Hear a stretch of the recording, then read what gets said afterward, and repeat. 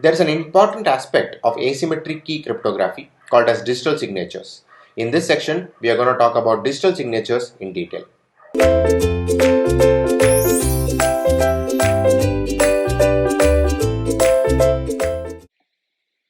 Okay, so now that we saw the four methods, four combinations, permutation combination of what do you call it, this asymmetric key cryptography, right? We'll look at something called as digital signatures now to understand what this really means and how this is used and stuff like that. Okay.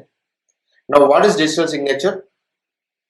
Why do we need it is first, right? Authentication. When you go to a bank with a check leaf, right? You get a checkbook and one of those is called a check leaf, right? So what does the check leaf contain? Check leaf contains the four or three information, right? The payee, okay, the payee, who is the receiver, okay, receiver of the money, right? And the amount, right? The amount, how much I want to transfer to that person, right? And most important is the signature, right? So why is the signature required? Because when you go to the bank and give this check leaf to the banker, right, he or she will immediately go to their own database and check this person. Okay, let's say I am giving the check. Okay, this person Raghu, while opening the account, he did a signature. Okay, and I have the copy of the signature in my database, right? Okay, now if I want to verify that Raghu only gave this check, okay, and nobody else gave this check, I want to match the signature with the previous signature that I have, right? Because the only reason is that only Raghu can sign like Raghu, right? Nobody else in the world will be able to sign like Raghu. It's like unique to me, right? So that is the signature portion, right? Okay. In a check leaf, because it is, how do you say, physical asset, you are signing physically using a pen and paper, right? How do you do that? Digitally is the concept of digital signatures. Okay. So this is the sender wants to send a message to someone. Okay. What is, I mean, something like signature only known to me, only done by me in cryptography is the private key, right? Only the person knows the private key. Nobody else knows the private key, right? So what I'll do is I'll take this message and encrypt it using the private key of mine, right? I can do that and create a signature, right?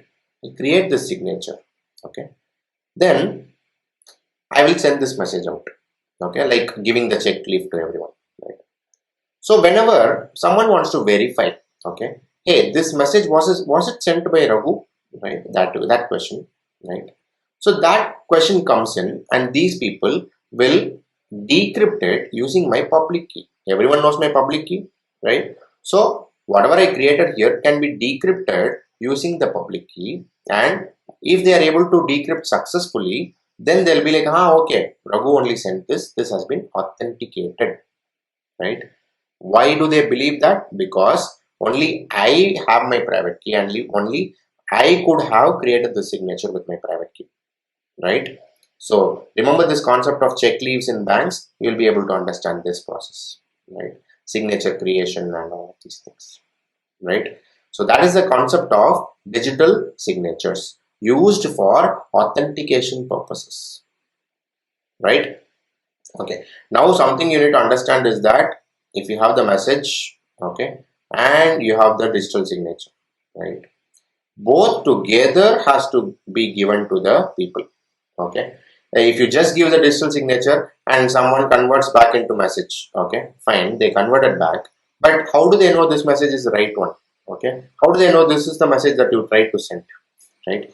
Anything when decrypted will give some or the other value, okay, but what do you compare it with is the problem.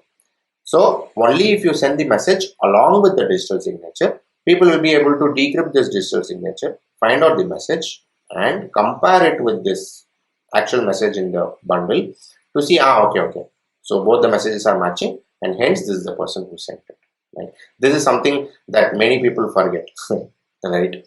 The message, which is the plain text, and the digital signature has to go together. Otherwise, the verifier will not be able to compare it with anything and form a digital signature in the first place, or form this authentication in the first place, right? So that is the process of digital signatures, right? We'll look at keyless cryptography or one-way hashing next.